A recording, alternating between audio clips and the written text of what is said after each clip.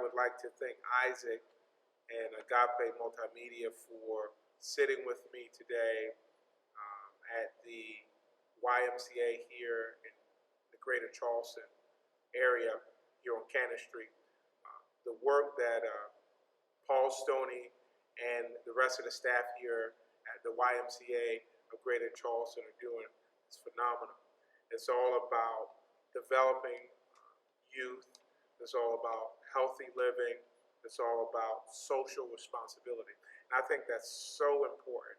And I'm just so honored to be here today at the YMCA and with you as well, Isaac.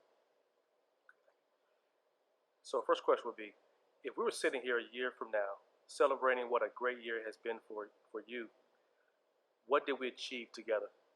For me, we're talking about several different things. We're talking about re-electing Senator Marlon Kempson to State Senate District 42. The work that Senator Kempson has been doing over the past 3 years has been phenomenal. He was very engaged and responsible for the passage of the body camera bill, very influential and engaged in the passage of the Juvenile Record Expungement Act. And he's very engaged and involved with 3 pending affordable housing bills and also gun background checks. And so we really need a partner like him in Columbia to help the Charleston area. I think another thing that we're focusing on is continue to unite Charleston after some very challenging situations in North Charleston and the city of Charleston, Stoney, and a number of other people here in the Charleston area. We have to continue to work together to create substantive change. So we're on a path in 2017 to do that, and I can say 2016 has been successful.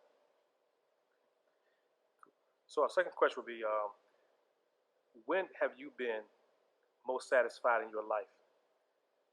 Well, that's a really, the most satisfied I've been in my life was when I got engaged to my beautiful fiancée, Victoria. We had heard the president give the eulogy for a dear friend of mine, Senator Clemente Pinckney, and had a chance to be a part of history. That amazing great speech that he gave, was our I Have a Dream speech, in my opinion. And it was on that very day that we got engaged. And for me, that was a transformative moment for me. And I'm probably the most satisfied with that moment. So who are your role model and why? Some of my biggest role models are people that you can't Google. There are people who may not have any accolades, but my number one role model was my father, James Moore Sr. James, my father, didn't make it past the 4th grade. He joined the military, the Marine Corps, at age 14.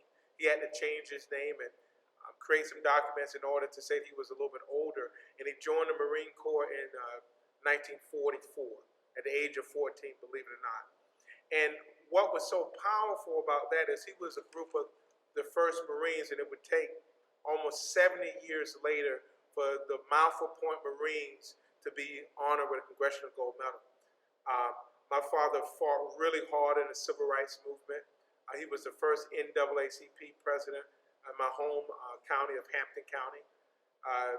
He created a nonprofit organization that lasted for over 25 years that was focused on the betterment of the poor people in the Hampton County and surrounding counties in rural South Carolina.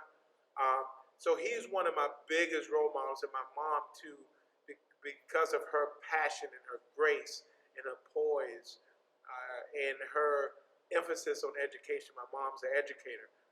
So my mom, Ernestine S. Moore, and my father, James Alexander Moore Sr., are my 2 biggest role models. They have been. So what What actually got you into this particular arena of helping your community? Well, it's what got me really involved and engaged is it started out when I was a very young child. My parents ran a nonprofit organization for over 25 years in the Hampton County area of rural South Carolina. And so, begrudgingly growing up, I was very active in the community. And then when I went off to college, probably 3 months after getting here in Charleston, South Carolina, I was able to start out pretty early on with metanoia right here on Reynolds Avenue, where we are right now, at the Reynolds Avenue laundromat. That's why I thought it was very important that we come here first, because this is where it all started for me over 13 years ago. And I just want to say that it's so important that we realize that our best days are ahead of us, and that we're in a critical moment right now here in Charleston, a critical moment here in South Carolina, a very critical moment here in America. I kind of see it as like we're in that circa 1964 to 68, where we have to make a determination whether we're going to continue down the status quo way of thinking, or we're going to go to our moon.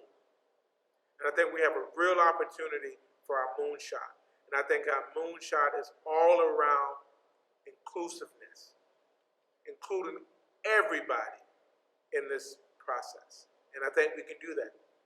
I think with the help of all of us, collaborating together, being really humble, and realizing that I don't know everything, you don't know everything.